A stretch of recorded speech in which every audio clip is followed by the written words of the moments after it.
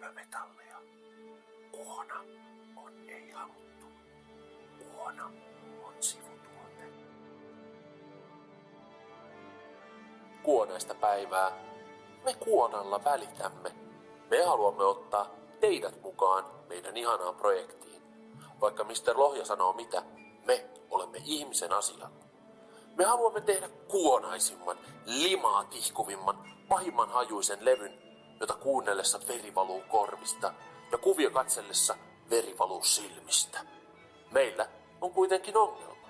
Me olemme kaikki kapitalistirunkkareita ja joudumme tekemään päivätöitä ylläpitääksemme kapitalistiriistäjä imagoamme siviilissä.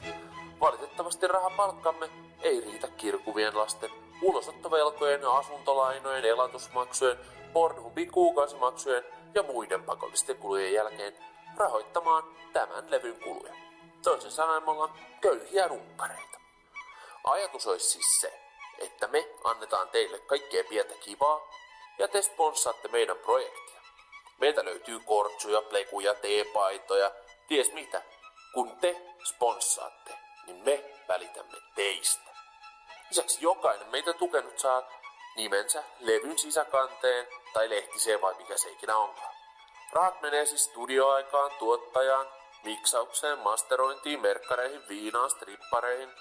Jos pääsemme tarvittamaan summaan, eli tuohon 2 tonniin, joka on muuten ihana pyöreä luku, Kuona julkaisee vuoden lopussa pitkäsoiton, joka saa kovimmankin black metal mörön yökkäämään ja tärisemään ja itkemään itsensä uneen. Me ollaan porrastettu tää meidän projekti vähän niin kuin portaat taivaaseen.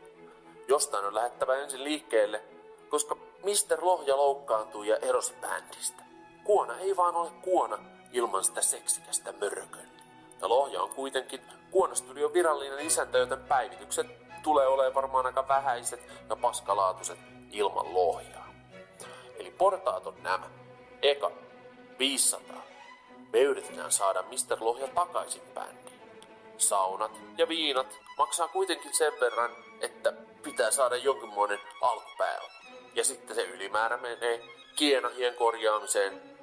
Toinen askel, tonni. Jos me saadaan houkuteltua Lohja takaisin, niin me julkaistaan Mr. Lohjan alaston kalenteri. Ottaen huomioon siis, jos Lohja tulee takaisin.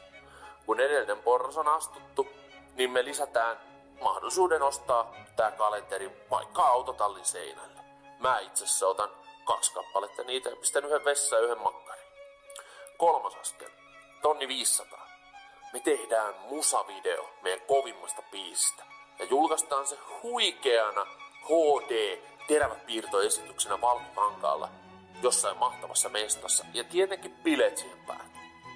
Paikkojenlähän on tietysti rajoitetusti, mutta niin kuin kunnon anarkistit, te otatte varmaan kännykkäkameralla sitä bootlegia ja jaette fasessa. Se 4. askel, 2 tonnia. Me tunkataan sillä koko pitkä älppäri. Kaikki ne hienouksineen, merkkareineen, kiertueineen.